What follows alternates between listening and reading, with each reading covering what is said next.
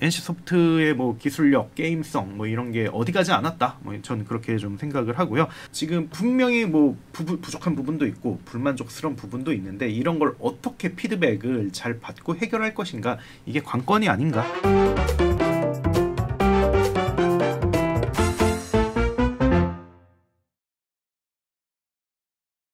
고품격 테크 방송 아웃스탠딩 쇼!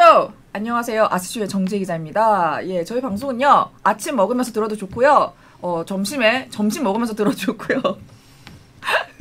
네, 야근하면서 들어도 좋고요. 네, 밤에 자기 전에 멍 때리면서 들어도 좋습니다. 많은 시청 부탁드리고요.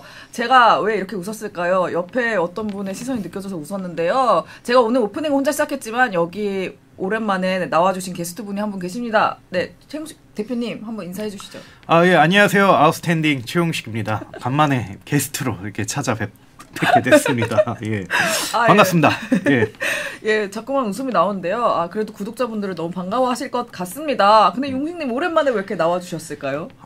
지금 게임 업계에서 굉장히 핫 이슈가 있어요. 네. 지금 게임 그 신작이 약간 지금 뜨문뜨문한데 업계에 굉장히 지금 파급력 있는 게임이 하나 나왔습니다. 바로 NC소프트의 TL이라는 게임인데, 네. 분위기상 그걸 이제 누구한테 좀 추천해볼까 하다가, 네. 이걸 다뤄야 된다라고, 네. 하는데, 좀 아무래도 NC소프트를 좀 오래 취재하고 개인적으로 관심도 크고, 또 NC소프트가 또 게임적으로도 논의가 많이 되는데, 네. 주식시장에서도 굉장히 이게 이슈거든요. 그래서 좀 이런 거 한번 좀 다뤄보면 좋을 것 같아서, 예. 오늘 한번 제가 자청 이렇게 나오게 됐습니다. 예, 예. 자청에서 나와주신 최용식 대표님과 함께 오늘 NC소프트의 새로운 게임에 대해서 알아보려고 하는데요. 그래도 어쨌든 요즘 NC소프트의 상황부터 알아봐야 좋을 것 같은데 요즘 어떻죠? 일단은 지금 뭐 커뮤니티나 예. 유튜브에 아주 뭐 떠들썩합니다. 그리고 주식시장 게시판에서도 되게 떠들썩해요. 예. NC소프트에 대해서. 왜냐면 NC소프트가 우리나라의 게임 대장주인데 좀 향방을 두고 좀 이야기가 많거든요. 근데 최근 들어서 행보가 좀 만족스럽지 않은 건 맞아요. 그래서 이거는 좀 매출 추이를 보면 알 수가 있는데, 네. 2020년에는 2조 4천억 원이었고, 네. 2021년에는 2조 3천억 원, 그리고 바로 작년인 2022년에는 2조 5천억 원으로 뭐 어느 정도 보합세죠. 강보합세에 가깝다고, 네. 볼 수가 있는데, 다만 올해는 좀 3분기까지 1조 3천억 정도 매출을 거둬서 좀 2조 원을 넘기지 못할 거라는 좀 전망이 나오고 있습니다. 네. 그래서 좀 지금이 굉장히 중요한 시점이라고 볼 수가 있어요. 근데 뭐 이걸 꼭 나쁘게만 볼 수는 없는 거는 뭐 여러 가지 이유가 있는데, 일단은 그 게이머들 사이에서 확률형 아이템에 대한 좀 비판 여론이 최근 들어 갑자기 이게 강해졌어요. 그게 아무래도 좀 확률형 아이템에 대해 뭐 조금 이따 더 자세히 설명드릴 텐데, 가장 직접적으로 연관이 있는 회사가 NC소프트예요. 그쵸? 그래서 좀 그에 대한 타격을 원치 않게, 좀 의도치 않게 좀 받은 게 있고요. 그리고 지금 신작 게임 런칭에 이르기까지 약간 지금 좀 2년 정도 텀이 지금 발생한 상태예요. 네. 그래서 좀 NC소프트가 여러 가지 상황에서 좀 강하게 탈출구를 좀 필요로 하다, 뭐 이렇게 볼 수가 있습니다. 좋습니다. 그러면은 NC소프트가 현재 업계 순위가 어떻게 되죠?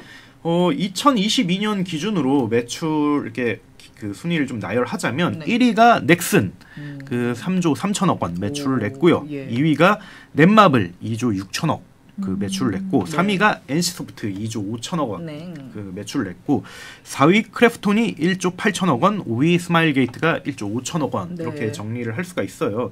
그래서 사실상 넥슨이 오랜 기간 1위를 차지하고 있고요. 근데 뭐 아주 압도적인 1등이냐 뭐 그건 아니고요. 그쵸. 그냥 근소하게 1위 자리를 차지하고 있고, 그리고 넥슨은 또 일본에 상장을 해가지고 뭐 한국의 뭐 게임 대장주다, 뭐 한국 회사인 건 맞는데 좀 게임 대장주라고 보기는 좀 어려웠어요. 주식시장에서 거래가 되지는 않으니까 한국에. 네. 어쨌든 넷마블하고 NC소프트가 양대 산맥이라고 볼 수가 있는데, 둘 중 누가 더 잘 나가냐라고 봤을 때 뭐 넷마블이 조금 앞서죠. 뭐 2조 6천억 원, 뭐 2조 5천억 원이니까 1천억 원 앞서 있는데, 근데 다만 넷마블은 최근에 해외 카지노 게임사들을 좀 인수하면서 약간 인위적으로 모멘텀을 좀 만들었고요. 그리고 손익상으로는 적자예요. 반면에 그 NC소프트는 계속 이게 현금을 차곡차곡 모으고 있어요. 지금 한 2, 3조 된다 뭐 이런 얘기도 있을 정도로, 네. 약간 이게 그 자본이 지금 현금이랑 뭐 이렇게 투자 상품이랑 이렇게 분산돼서 있는데, 이걸 다 현금화하면 2, 3조 원 나온다라는 이야기가 나올 정도로 그래서 뭐 한 방이 있다는 거죠. 이걸 뭘 할지 모른다.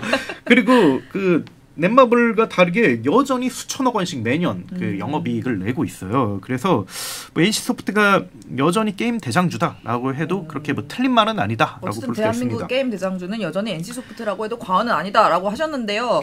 그렇죠. 제가 게임에 대해서 잘 모르지만서도 제가 이건 알거든요. 넥슨이랑 NC소프트가 옛날에 라이벌이었다. 그렇죠. 근데 지금 그래도 꽤나 격차가 나는 것처럼 보인단 말이죠. 그렇죠. 요거에 대한 설명을 좀. 일단 둘이 라이벌 아닌 라이벌이었죠.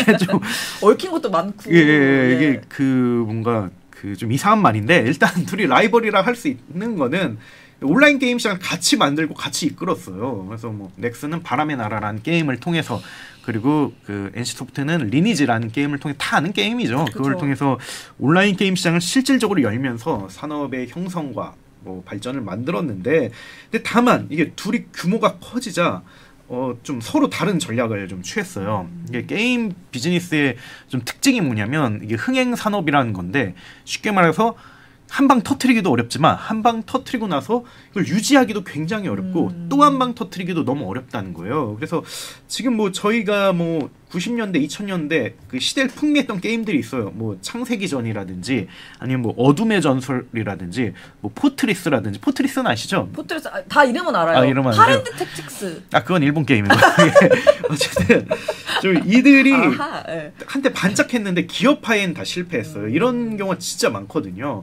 근데 어쨌든 두 회사는 되게 가장 앞서 나간 그 게임사로서 어떻게 문제 해결할까 굉장히 많이 고민을 했는데 넥슨의 전략은 그 이익 잉여금을 계속 낸 다음에 어떻게든 낸 다음에 이걸 M&A와 IP의 그 IP 구입에 적극적으로 그 사용함으로써 몸집을 계속 키웠어요. 이게 뭘 의미하냐면 지금 인기 게임과 차기 신작이 좀 안 되더라도 어쨌든 깔아놓은 게임이 많으면 계속 회사는 성장을 한다는 그렇죠. 거죠. 이게 굉장히 저는 일종의 경영 혁신이고 굉장히 아주 너무 뛰어난 현명한 전략이라고 생각을 했고 NC소프트는 반대로 M&A나 IP 구입엔 굉장히 소극적이었고 대신에 내놓는 게임마다 히트시키자.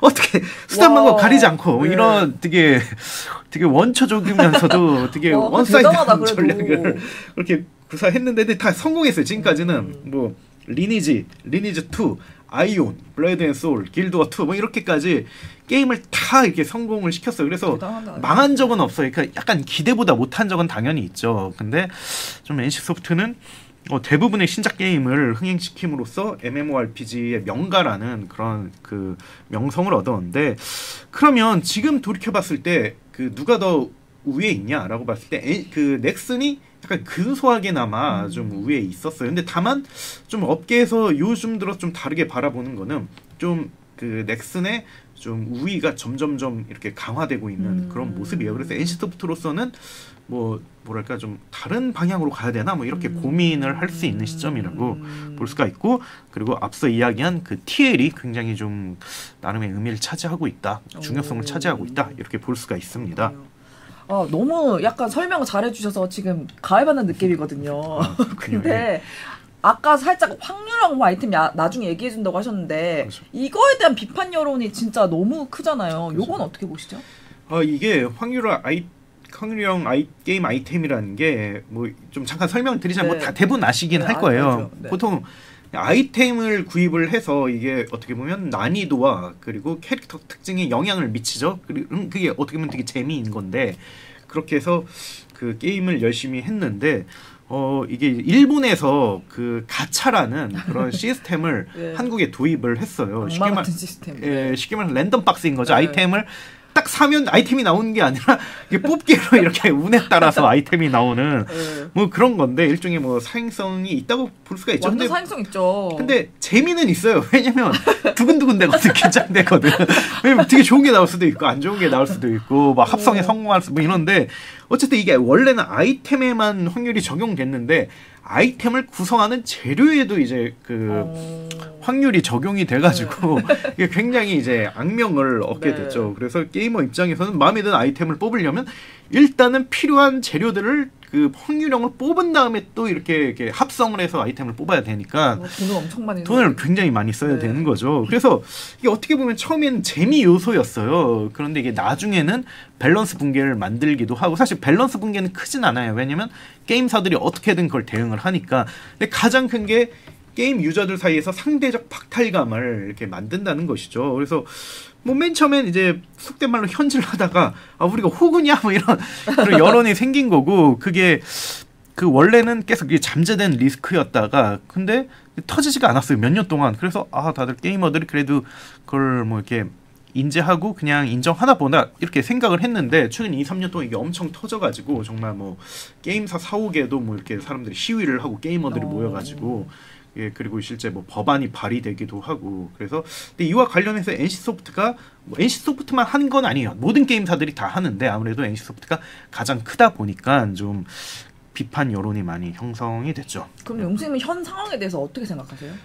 이게 사실 제가 순수하게 기자라면 뭐 같이 저도 욕했을 수 있을 것 같은데 리스크가 제일 적으니까 기자로서. 근데 저는 어쨌든 이제 사업을 하는 입장이다 보니까 좀 더 색다른 의견을 제시할 수 있을 것 같고 그게 뭐냐면 뭐 그런 거예요. 사실 뭐 게임사라고 해서 사실 뭐 이게 달갑진 않을 것 같다고 생각을 해요. 지혜님도 되게 콘텐츠 쪽에 많이 취재를 하지만 뭐 콘텐츠 회사를 뭐 일종의 뭐 편의점 사업주라고 이렇게 비유를 들자면 뭐 여러 가지 팔잖아요. 근데 편의점 사업주도 자기 마음에는 이제 건강식이라든지 정말 도움이 되는 생필품 이런 게 많이 팔리길 바래요. 왜냐면 그게 돈도 벌고 욕도 안 먹으니까. 근데 희한하게 사람들이 기호식품을 많이 산단 말이죠. 그렇잖아요. 뭐 맥주나 뭐 이런 걸 많이 그렇죠. 사잖아요. 근데 그게 또 이게 잘 팔리니까 어쩔 수 없이 이게 수량을 늘려요. 잘 팔리니까. 근데 또 팔리는 재미도 있네. 그러다 보니까 뭐 수입 맥주전 뭐 이런 것들 이게 특별전도 열고 뭐 이런 거죠. 그래서 나중에는 이제 매출의 대부분을 뭐 대부분까지는 아니지만 상당 부분을 기호식품이 이렇게 파는 뭐 그런 게 있는데 근데 저는 뭐랄까 시장에서의 어쩔 수 없는 흐름인 것 같아요. 법이 강제하지 않는다면 뭐 사업체는 이익을 극대화하는 방향으로 이렇게 사업을 하는 게 맞고 또 그게 또 나쁘진 않은 게 나쁘지 않죠. 그 나쁘다고 볼 수는 없는 게 어쨌든 매출과 이익이 많이 나면 고용도 많이 할 수 있고 투자도 많이 할 수 있거든요. 그래서 정말 뭐 NC소프트나 아니면 다른 최근에 이제 MMORPG 게임들 보면 정말 자본주의 힘이 이런 거구나 이런 걸 느껴요. 정말 엄청난 투자를 해가지고 정말 해외 유명 오케스트라 악단을 고용해서 정말 배경음악을 만들기도 하고 정말 뭐 그 게임 그래픽들이 이게 정말 옛날 그래픽이 아니구나 이런 체감을 확 느끼거든요. 근데 그게 어떻게 보면 거기서 나온 돈이라는 거죠. 물론 좀 이런 비판은 좀 이해가 돼요. 뭐 확률을 아이템을 유지하면서 좀 도난된 게임도 만들고 뭐 좀 이렇게 인디 게임도 지원하고 이러면 얼마나 좋냐라는 이런 비판은 그건 저는 수긍할 수 있다고 생각을 해요. 근데 그리고 어느 정도의 뭐 규제는 뭐 있을 수도 있다고 생각을 하는데 근데 좀 뭐랄까 이걸 마냥 나쁘게 보는 거는 좀 뭐랄까 좀 시장 흐름이나 논리상 좀 안 맞는 부분도 있다 그렇게 생각을 합니다. 그렇죠. 자본주의 사회에서 뭐 사실 어쨌든 이익 극대화하는 거를 기업이 이익 극대화하는 거 나쁘다고 할 수는 없으니까 뭐 맞는 말씀이라고 생각하는데요. 그러면 여러 가지 상황을 봤을 때 지금 NC소프트에 있어서 굉장히 중요한 시점이다. 근데 그 와중에 기대작을 냈다. 맞죠? 그렇죠. 이거 어떻게 잘 되고 있는지. 그 TL이라는 이제 기대작을 냈는데 이게 Throne and Liberty라는 줄임말인데 이게 뭐 왕자와 뭐 자유 뭐 이런 걸 의미해요. 근데 좀 여러 가지 특징이 있는데 첫 번째는 오픈 월드라는 그런 시스템을 만들었어요. 오픈 월드라는 게 뭐 특정 뭐 맵이라든지 특정 뭐 퀘스트를 수행하는 게 아니라 뭐 거대한 그런 그 맵에서 굉장히 자유도 높은 그런 활동을 할 수 있도록 지원해주는 그런 시스템을 좀 말해요. 그게 예전에는 좀 인프라 부족으로 이걸 완벽하게 구현하기는 어려웠는데 기술 발전으로 굉장히 많은 게 해결이 되면서 좀 로망과 같았는데 이게 그 NC소프트가 구현을 하게 됐고요. 그 다음에 좀 두 번째는 리니지와의 연계성을 좀 뺐어요. 그 최근의 신작들은 대부분 다 리니지와 관련이 있었습니다. 뭐 리니지 M1이라든지 리니지 M2라든지 맞아요. 그리고 뭐 리니지 W라든지 이런 리니지 IP를 기반으로 한 게임인데 원래 TL도 그 리니지를 기반으로 만들려고 했는데 근데 이게 리니지라는 게 뭐 한국에서는 상징성이 굉장히 강하지만 글로벌적으로는 또 그런 건 아니기 때문에 좀 이게 해외 진출에 좀 그 걸림돌이 되기도 했거든요. 그래서 좀 차별화를 꾀하기 위해서 이번에 좀 그 리니지와의 연계성을 좀 깼고요. 그 게임의 개발 기간은 한 7년 정도, 오. 그리고 개발비는 무려 1,000억 원어. 그러니까 어떻게 보면 좀 웬만한 뭐 블록버스터 이상인 거죠. 국내 기준으로는 뭐 거의 최고가 아닌가 싶고, 그래서 김택진 대표는 정말 현존하는 뭐 기술력을 정말 다 활용을 했고, NC소프트의 노하우를 다 아낌없이 활용을 했다. 그리고 PC를 넘어서, 원래 PC 게임인데 PC를 넘어서 다양한 콘솔 디바이스에 대응한 동시에, 그리고 북미를 비롯한 글로벌 시장에 적극적으로 진출하겠다라고 이렇게 야심을 이렇게 보였습니다. 좋습니다. 그러면은 어쨌든 TL이 어떤 반응을 얻고 있는지를 좀 봐야 될 것 같은데, 일단 좋은 얘기부터 먼저 보죠. 그렇죠. 일단은 뭐 네. 호평은 수려한 그래픽과 그리고 탄탄한 기술력. 이거는 뭐 하긴 뭐 1,000억 원 들였는데. 예, 1,000원 들였는데 네. 그리고 NC소프트가 만든 건데 당연히 좋다고 볼 수가 있죠. 그래서 뭐 커뮤니티나 유튜브 되게 많이 봤거든요. 근데 가장 와닿는 게 이게 PC 게임이긴 한데 그 게임 전문 콘솔 게임보다 비교했을 때 전혀 밀리지 않는다. 뭐 A급 게임하고도 전혀 밀리지 않는다라고 나온 평가가 나올 정도로 굉장히 괜찮고, 근데 전 사운드가 좀 되게 뭐랄까 그 되게 인상 깊었어요. 뭐 아까 이야기한 네. 그 배경 음악도 굉장히 웅장하게 진짜 자본주의 힘이구나 이런 걸 많이 느꼈고, 되게 디테일하게 뭐 나무 도끼질이라든지 아니면 수영에서 물 찰랑찰랑 거리는 소리라든지 굉장히 세세한 것에 신경을 많이 썼다라고 볼 수가 있고요. 그리고 뭐 오픈월드 게임답게 뭐 굉장히 뭐 그 수려하고 아름다운 배경을 즐길 수 있도록 여러 가지 신경을 썼다, 그렇게 볼 수가 있습니다. 네, 또 좋은 평가가 있나요? 그래서 이게 아무래도 가장 큰 화두가 확률형 아이템이 도입되냐 마느냐 이거였는데, 이게 하도 너무나도 이게 여론이 심하다 보니까 NC소프트는 차기 작은 확률형 아이템 게임을 최대한 이제 배제하겠다라고 이렇게 공언을 했고, 많은 게이머들이 믿질 않았죠. 얘들은 뭐 분명히 넣을 거다라고 했는데 놀랍게도 안 넣었어요. 그래서 그거는 뭐 그럼 나중에라도 넣거나 그렇게는 안 되죠. 그건 이제 나중에 봐야죠. 그것도 이제 설왕설래가 나중에 넣을 수도 있잖아요. 넣을 수도 있죠. 근데 네, 어쨌든 뭐 처음에는 안 넣었다는 것도 되게 저는 큰 거라고 생각을 해요. 그래서 이게 지금 주된 비즈니스 모델이 패스형 상품이에요. 패스형 상품이 뭐냐면 그 이제 일정 금액을 내면 몇 가지 이렇게 미션이 주어져요. 그걸 다 수행하면 이제 캐릭터가 굉장히 성장하는 그런 시스템인데, 액수도 그렇게 크지가 않고, 그리고 무엇보다도 정말 이제 공정한 거죠. 공정성이 있다는 거죠. 노력한 만큼 이렇게 레벨업도 되고 이게 캐릭터도 강해지니까 굉장히 과금력도 약하고 되게 선호하는, 게이머들이 선호하는 그런 비즈니스 모델로 꼽히는데, 어쨌든 그 TL은 패스형 상품을 굉장히 강조했다라고 볼 수가 있고요. 나머지는 아이템 구입에 대한 과금, 그리고 펫이라고 해가지고 애완동물 타고 다니고 뭐 이런 게 있거든요. 그거에 대한 과금, 그리고 거래소에서 아이템 매매가 이루어졌을 때 거기에 대한 과금, 이 정도가 전부이기 때문에 그 확률형 아이템 논란을 그 처음부터 피하려고 했고, 그에 대한 약속을 지켰다, 뭐 이렇게 볼 수가 있는데, 근데 한 가지 유튜브를 보면서 뭐 굉장히 많은 그런 비평들이 있는 가운데 개인적으로 가장 와닿거나 아니면 좀 되게 솔직하다라고 생각하는 거는, 어쨌든 진짜 라이트하다, BM 자체가. 그래서 1,000억 원이라는 개발비가 들었는데 이걸 과연 회수할 수 있을까라고 이렇게 어떤 유튜버가 이렇게 그 평가를 내렸더라고요. 그래서 이 정도까지 나온 거 보면 확실히 굉장히 신경을 많이 썼다, 이렇게 볼 수가 있습니다. 뭐 나중에 추가하더라도 어쨌든 기업이 약속을 지키려고 한 거 자체는 그렇죠. 뭐 굳이 폄하할 필요는 전혀 없다고 생각을 하고요. 그렇죠. 우리가 좋은 얘기를 들었으니까 그렇죠. 예, 공평하게 나쁜 얘기도 있을 거 아니에요? 그렇죠, 그것도 그렇죠. 한번 얘기를 해볼까요? 일단 가장 많이 나온 게 진부하다. MMORPG가 사실 진부하긴 해요. 저도 이게 요즘은 그렇게 많이 안 하거든요. 너무 비슷하고 그래가지고, 물론 이제 뭐 하드 유저들은 이게 되게 세세하게 다른 부분에 굉장히 큰 재미를 느끼고 그렇긴 합니다만, 그래서 NC소프트가 굉장히 좀 뭐랄까 좀 그 비판을 받는 부분 중 하나가 너무 리니지란 IP를 이렇게 너무 활용하는 거 아니냐, 그런 이야기가 있는데, 그래서 리니지와 연계성을 끊겠다고 이야기를 했지만 어쨌든 여러 가지 그림자적인 부분에서 좀 리니지의 그 그림자가 보인다라고 이렇게 이런 이야기가 있고요.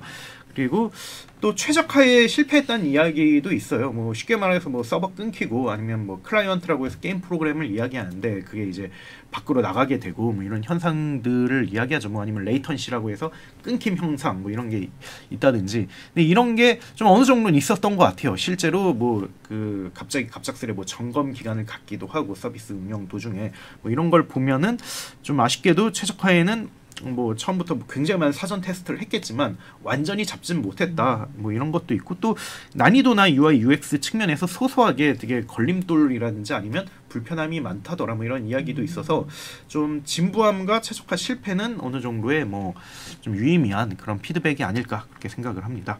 1,000억 원을 들여도 최적화 실패를 할 수 있군요. 그렇죠. 특히 MMORPG 같은 경우는 굉장히 뭐 많은 사람들이 그 게임을 하고 이들이 어떻게 게임을 만들어 나가는 거거든요. 그래서 예측하지 못한 그런 그 상황이 발생하기도 하고 무엇보다도 이게 고사양이기 때문에 그럴 거예요. 그래서 어떻게 보면 PC의 자원을 극한으로 이렇게 끌어올려야 되는데 뭐 모두가 좋은 PC를 가지고 있지는 않으니까 뭐 그런 측면에서 좀 어쩔 수 없는 측면도 있습니다. 그렇군요. 예. 사실 산업을 취재하는 기자 입장에서는 저는 어쨌든 NC소프트의 이런 신작에 대한 새로운 시도와 이런 게 굉장히 용기 있다고 칭찬을 해주고 싶은데 사실 커뮤니티나 유튜브 같은 데 보면 그렇죠. 뭐 이미 아실 테지만 솔직히 반응이 긍정적인 것보다는 부정적인 반응이 더 많이 눈에 띄었어요. 그렇죠. 원래 뭐 부정적인 유저들이 많이 글을 달기도 하고 그렇죠. 그래서 이거에 대해서는 어떻게 보시는지.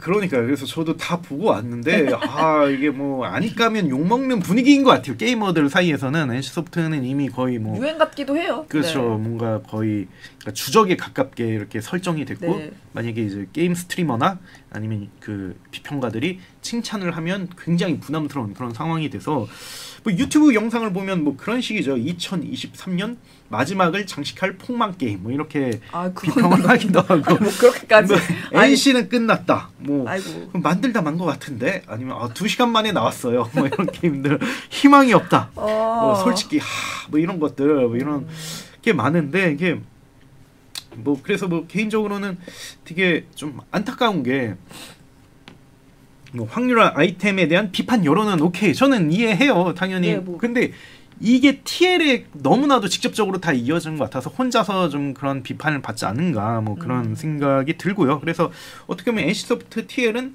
좀 망해라 뭐 이런 상황에서 힘겹게 게임을 이렇게 운영을 해야 되는 좀 상황이라고 볼 수가 있고요. 그래서 뭐 특히 아까 이야기한 확률화 아이템도 지금은 도입하지 않지만 분명히 얘는 언젠간 도입한다, 은근슬쩍 도입한다, 뭐 이런 사람들 생각하는 게 좀 비슷하네요. 비신뢰 문제가 있는 거죠. 그래서 그게 어떻게 이미지라는 게 굉장히 크기 때문에 뭐 그게 좀 어떻게 보면 앞으로 서비스 운영을 하는 과정에서 허들이 될 수 있다. 그렇게 생각을 합니다. 그러면 종합적으로 용식님은 어떻게 보세요? 근데 저는 이와 별개로 좀 제가 개인적으로 만나본 뭐 하드 유저들이라든지 그리고 커뮤니티도 뭐 인기 글은 다 욕하는 글이 많지만 근데 좀 세세하게 좀 찾아보면 좀 전반적으로 잘 만들었다는 이야기가 많은 것 같아요. 그래서 만족도가 있다. 특히 뭐 구체적으로 뭐 전투씬에 대한 박력감이라든지 뭐 그래픽 사운드 뭐 이런 거에 대해서 만족감을 보이고 있고 그리고 또 특히 좀 해외에서는 좀 그런 게 확실히 좀 있는 것 같아요. 우리나라는 확실히 선입관을 갖고 이렇게 게임을 하는데 해외에서는 리니지에 대한 이용률이 그렇게 크지 않기 때문에 또 확률형 아이템에 대한 그런 뭐랄까 경험이라든지 뭐 이런 게 많지가 않아서 좀 어느 정도 이들 입장에선 중립적으로 이야기할 수 있는 측면이 그렇죠. 있죠. 근데 뭐 트위치나 아니면 뭐 레딧 그리고 해외 유튜버들 보면 되게 호평이 많은 것 같아요. 그래서 뭐 확실히 딱 봤을 때 잘 뽑혀져 나왔으니까 그래서 그런 걸 봤을 때는 뭐 NC소프트의 뭐 기술력, 게임성 뭐 이런 게 어디 가지 않았다. 뭐 저는 그렇게 좀 생각을 하고요.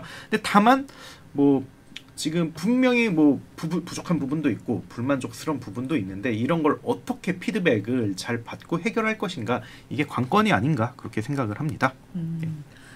뭐 솔직히 뭐 까놓고 말해서 욕을 아무리 먹어도 흥행을 하면 사실 또 나중에 바뀌거든요. 그렇죠. 의견은. 그래서 실제로는 흥행이 되고 있긴 한지. 그렇죠. 예. 어때요? 그게 되게 굉장히 중요한데 일단은 초반에 서비스 안착에는 시장 안착에는 성공을 했어요. 예를 들면 뭐 사전 캐릭터 생성에 한 20만 개 캐릭터가 뭐 이미 그 서비스 전에 만들어졌고 그리고 출시 이래 한 21개 정도 서버를 이렇게 운영했는데 보통 한 5천에서 1만 명 정도가 들어간다고 해요. 기술적으로. 근데 그 21개 서버 모두 이용자가 꽉 찰 정도로 어느 정도 관심몰이에 좀 성공을 했고요. 그래서 동시 접속자 수가 한 20만 명 정도로 이렇게 증권가에서는 추산을 하고 있고, 그리고 일부 증권사는 TL의 연 매출 전망치를 한 1-2천억 정도로 이렇게 추산을 했어요. 그런 거 보면 좀 어느 정도는 뭐 개발비 뽑고 뭐 이렇게 할 수 있지 않을까 싶은데, 근데 다만 완전 대박이라고 보긴 어려울 것 같아요. 그 냉정하게 이야기해서. 왜냐면 그 NC소프트의 매출이 2조 정도 되는데 한 1-2천억 정도는 사실 뭐 큰 비중이라고 찾아보긴 어려울 것 같거든요. 그래서 결론적으로 이게 뭐 엄청난 대박이라고 보긴 어렵지만, 근데 NC소프트에게는 굉장히 유의미한 시도였고, 그리고 이게 어느 정도의 성과를 냈다, 그리고 앞으로 지켜볼 만하다, 뭐 이 정도로 좀 흥행에 대한 평가를 내릴 수가 있을 것 같은데, 좀 NC소프트가 한 가지 흥미로운 점은 아직까지 구체적 지표를 발표를 하진 않았어요. 그래서 뭐 이게 크게 두 가지 이유 때문이죠. 뭐 하나는 뭐 목표만큼은 이렇게 도달하지 못한 경우가 있을 수 있고, 두 번째는 여러 가지 좀 불확실성이 크기 때문에 일단 서비스 안정화를 해놓고 그 다음에 뭐 IR을 하겠다, 뭐 이런 의도로 볼 수 있는데, 두 가지 모두가 좀 어느 정도 포함되지 않았나 개인적으로 생각을 합니다. 좋습니다. 어쨌든 앞으로가 중요한 거 아니겠어요? 앞으로의 관건은 뭘까요? 그래서 지금 그 NC소프트가 굉장히 적극적으로 피드백을 받아들이려고 하고 있어요. 그래서 이게 뭐 좀 매출이나 돈도 중요하지만 일단 평판 이슈라든지 신뢰 이슈를 좀 회복해야겠다라는 의지가 굉장히 좀 엿보이고, 실제 뭐 안종욱 PD는 미비한 부분에 대해서는 사과를 하고, 뭐 예를 들면 뭐 좀 느리다든지 서버 다운 된다는 거라든지 뭐 이런 거에 사과를 하고 서비스 개선을 약속하기도 했거든요. 그래서 뭐 대표적으로 성장 과정에 있어서 좀 어려운 부분이 있으면 이걸 최대한 스무스하게 좀 바꿔주겠다라든지, 아니면 뭐 협력해서 던전 콘텐츠를 즐기는 걸 좀 최대한 개선하겠다라고 한다든지, 아니면 뭐 파티 플레이라고 해서 여러 명이 모여서 이렇게 싸우는 뭐 그런 그 액션에 대해서도 좀 개선하겠다. 그래서 전반적으로는 좀 유입을 계속해서 늘리고 유입된 사람들이 편하게 플레이할 수 있도록 최선을 다하겠다, 뭐 이런 이야기를 했고요. 그리고 관건으로는 콘솔 버전과 글로벌 대응에 굉장히 신경을 잘 써야 되거든요. 아무래도 좀 글로벌 타겟으로 만든 만큼 뭐 한국 시장이 기본적으로는 뭐 시드이기 때문에 중요하기는 하지만 결국 성과는 콘솔과 글로벌에서 나올 거라고 생각을 해요. 그래서 지금은 뭐 PC에서만 서비스가 운영되고 있는데, 내년에 아마존 게임즈를 통해서 콘솔 버전의 게임들이 나오고 전 세계 유통이 되거든요. 뭐 북미를 중심으로 다양한 세계 각지에서 서비스가 내놓는데, 뭐 앞서 언급한 것처럼 해외에서 좀 어느 정도 좀 호평이 있는 만큼 뭐 국내에서의 뭐 그 성과를 해외에서 확장을 시키면 이거는 좀 괜찮지 않을까, 그렇게 생각을 하고, 결론적으로 뭐 이용자의 피드백을 잘 받아들이고 신뢰를 회복하는 것, 그리고 뭐 글로벌, 이 두 가지를 잘 수행해야 된다, 이렇게 정리를 내릴 수가 있습니다. 좋습니다. 최근엔 뉴스였죠. 공동 대표이사가 선임됐다고 들었는데 맞죠? 그렇죠. 예. 그러면 뭐 여러 가지가 맞물려서 지금 굉장히 NC소프트는 정말 새로운 길로 가고 있다고 봐야 되겠죠? 맞습니다. 이게 좀 굉장히 좀 놀라운 일이에요. 왜냐면 그 게임사 그 창업자분들이 회사를 키우면 타 의장님이나 아니면 뭐 그 이사회 바깥으로 이렇게 물러나거든요. 그쵸. 왜냐면 그 세간의 비판이라든지 압박이 굉장히 좀 스트레스풀하고, 그리고 게임에 어쨌든 집중을 해야 되다 보니까 좀 그런 모습인데, 근데 유독 NC소프트만 김택진 창업자가 거의 뭐 20몇 년 동안 그 계속 창업자로서 계속 대표이사직을 계속 수행을 했거든요. 그래서 전 그건 굉장히 저는 되게 대단하다고 생각을 해요. 그리고 김택진 이 세 글자가 게임업계에 굉장히 큰 그 뭐랄까 그 상징성과 의미가 있기 때문에 저는 그 책임을 수행했다고 생각을 하거든요. 그래서 뭐 그거에 대해서 뭐 굉장히 큰 리스펙트를 하고요. 근데 다만 그 뭐 김택진 그 창업자가 혼자서 그 회사를 경영하기에는 좀 뭐랄까 버거움을 느낄 시점이 아닌가 싶기도 해요. 왜냐하면 회사가 거의 대기업 반열에 올랐기 때문에. 그래서 이와 관련해서 NC소프트가 얼마 전에 공식 발표를 했습니다. 그 내용을 보면 중장기적 컴퍼니 빌딩 전략 가속화를 위해서 박병무 VIG 그 파트너 대표를 영입을 하고 내년에 대표이사로 선임하겠다라는 그런 내용을 발표했는데, 그 박병무 후보자는 정말 그 수재 중에 수재라고 이렇게 평가를 받는 분이에요. 뭐 서울대 수재들이 가득하시잖아요. 네. 근데 그 서울대에서도 수석 입학, 그리고 수석 졸업, 그리고 사법시험 수석 그 패스 이렇게 그 가장 최연소 패스 이런 분이셔가지고 그래서 정말 모두가 다 알만한 뭐 김앤장 법률사무소에서 변호사를 활동을 하다가 그 플래너스라고 되게 유명한 2000년대 유명한 엔터테인먼트 회사가 있었는데 거기 뭐 대표를 역임하기도 하고 뭐 TPG라고 해가지고 좀 유명한 투자사가 있는데 거기에 한국 대표를 또 역임하기도 하고 뭐 하나로텔레콤이라든지 VIG 파트너스라든지 이런 산업 사모펀드의 대표를 하는 등 굉장히 되게 뭐랄까 그 법무 그리고 산업 투자 여기에서 두루두루 최고의 경력을 가진 분이라고 볼 수가 있는데 어떻게 보면 굉장히 무게감 있는 그런 그 거물이 공동 대표로 왔고 좀 이분을 어떻게 그 활용하느냐 그리고 이분이 어떤 생각을 하느냐에 따라서 NC소프트의 향방이 달라진다고 볼 수가 있습니다.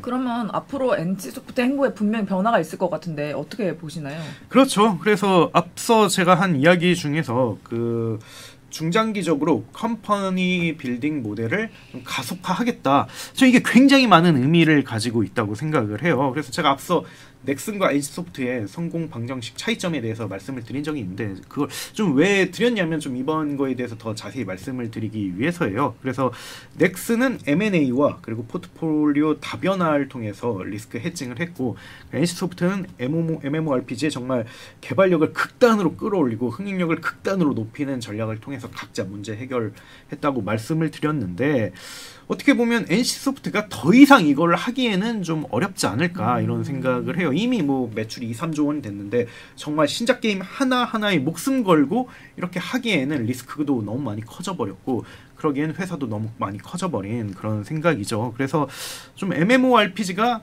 한국 시장에서는 가장 큰 규모를 형성하고 있긴 합니다만 지금은 근데 언제까지 그럴 것이냐 뭐 이렇게 봤을 때는 좀 그 리스크가 있다고 볼 수가 있고 그리고 여전히 리니지 하나의 게임에 의존을 하고 있는데 이게 좀 리스크해요. 왜냐면 리니지라는 그 게임이 가진 특수한 비즈니스 모델이라든지 특수한 커뮤니티, 린저씨로 대표되는 이런 게 해외에서 먹히긴 좀 어렵거든요. 그렇죠. 그래서 좀 NC소프트의 과제를 이야기하자면 첫 번째는 이제 MMORPG 하나하나 게임에 뭐 MMORPG는 계속 하겠지만 어쨌든 이 대작 게임에 의존하는 건 좀 벗어날 때가 됐고 그리고 더 나아가서 글로벌 단위에서의 뭔가 비즈니스 인프라를 구축해야 된다. 이걸 어떻게 해야 되냐라고 볼 수가 있는데 아무래도 다양한 스튜디오를 만드는 것만이 답인 것 같아요.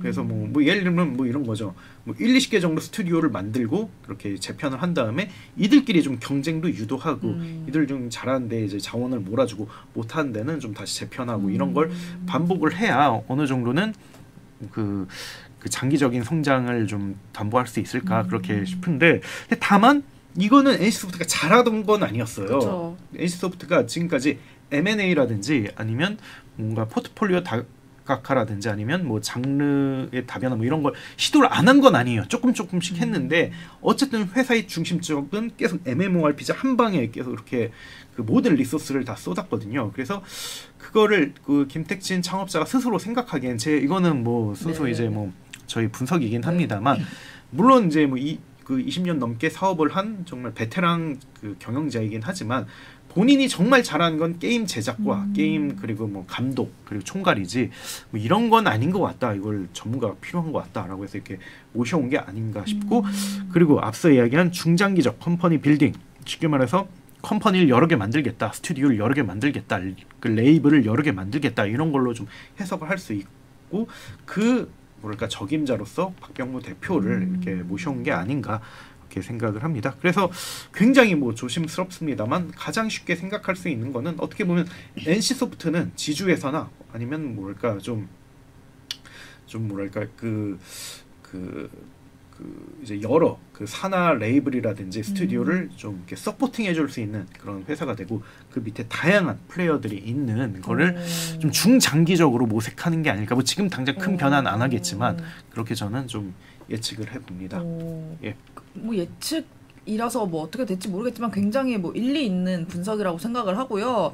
뭐 오늘은 어쨌든 오랜만에 용식님 모시고 이제 NC소프트의 현재와 신작 게임과 그리고 미래에 대해서 같이 살펴봤는데요. 전 요즘 드는 생각은 그래도 결국 기업이 잘 돼야지 경제가 살아난다고 생각을 하는데요. 뭐 이제 TL에 대한 뭐 안 좋은 호평이 쏟아지고는 있지만 그래도 해외 팬들은 또 호평을 보내고 있잖아요. 그리고 뭐 게임은 점점 더 나아질 수도 있잖아요. 더 발전하고 피드백 받고 그래서 TL도 잘 되고 NC소프트도 잘 되고 게임 산업 잘 돼서 다시 우리나라 경제가 그렇죠. 예. 예, 부활했으면 좋겠다. 그렇죠. 아, 뭐 지금도 잘하고 있는데. 예. 그래서 뭐 오늘 뭐 좀 준비한 내용으로 최대한 좀 뭐 NC소프트나 TL의 입장을 좀 많이 통화도 많이 하고 뭐 네. 전화 해서 좀 들으려고 노력을 했는데 지금 사실 게임 산업 전반적으로 약간 좀 위축된 상황이에요. 그쵸, 근데 뭐 롱텀으로 보면 당연히 성장 산업이고 잘 될 수밖에 없는데 약간 신작 게임이 지금 정체된 지연된 뭐 그런 측면도 있고 그리고 뭐 앞서 이야기한 좀 원제도 좀 있었고요. 뭐 당연히 전 게이머들의 불만도 당연히 이해하고 예. 근데 뭐 저는 그때는 진짜 혹독하게 비판하고 뭐 지금도 뭐 리즈너블한 건 당연히 이야기하는 게 맞긴 한데 그래도 또 좀 저희가 그래도 높게 봐야 될 거는 그 비판을 수용하고 뭐 어쨌든 이걸 게임 시스템이나 운영에 반영을 했잖아요. 이런 거에 대해서는 좀 응원의 뜻을 보내주는 것도 의미가 있지 않을까 싶어요. 그래서 말씀하신 것처럼 뭐 당연히 아쉬운 부분이라든지 이런 건 있지만 굉장히 좀 그 글로벌이라든지 그리고 뭐 콘솔에서 또 한 번의 또 기회가 있기 때문에 좀 기대해 볼 만하지 않을까. 그래서 이게 정말 흥행한다면 어떻게 보면 새로운 이정표가 될 수도 있다고 생각을 하거든요. MMORPG는 이래 뭐 이런 인식이 있었다면 이럴 수도 있구나라는 그런 이정표가 있기 때문에 그래서 NC소프트 분들도 굉장히 열심히 그런 거에 대한 책임감과 좀 사명감을 갖고 열심히 하고 있어요. 그래서 그런 것도 같이 좀 조명을 하고 싶습니다. 뭐 혹시 모릅니다. 먼 훗날에 2023년이 새로운 원년으로 기억될 수도 있는 것이고요. 그렇죠. 네, 그래서 택진이 형도 파이팅 하시고. 오빠 아닌가? 택진이 오빠. 아, 형이란 말이 더 잘 어울리지 않아요? 그렇게. 그냥 왠지 형이란 말이 잘 어울리고 또 그 비판적인 리뷰도 다 관심이고 사랑이고 그런 거기 때문에 아무튼 둘 다 윈윈 하셨으면 좋겠고요. 오늘 저희가 준비한 이야기는 여기까지입니다. 아, 오랜만에 등장하셔서 또 알찬 1대1 가해를 시켜주신 최용수 대표님께 다시 한번 감사드리고요. 네. 감사합니다. 예, 앞으로도 저희는 더 재미있는 주제, 흥미로운 주제, 새로운 주제에 대해서 잘 준비를 해서 여러분에게 가져다 드리는 방송 되도록 하겠습니다. 좋아요, 구독, 알림 설정까지 부탁을 드리고요. 선플을 달아주세요. 선플. 그럼 저희는 여기서 인사드리도록 하겠습니다. 감사합니다. 감사합니다.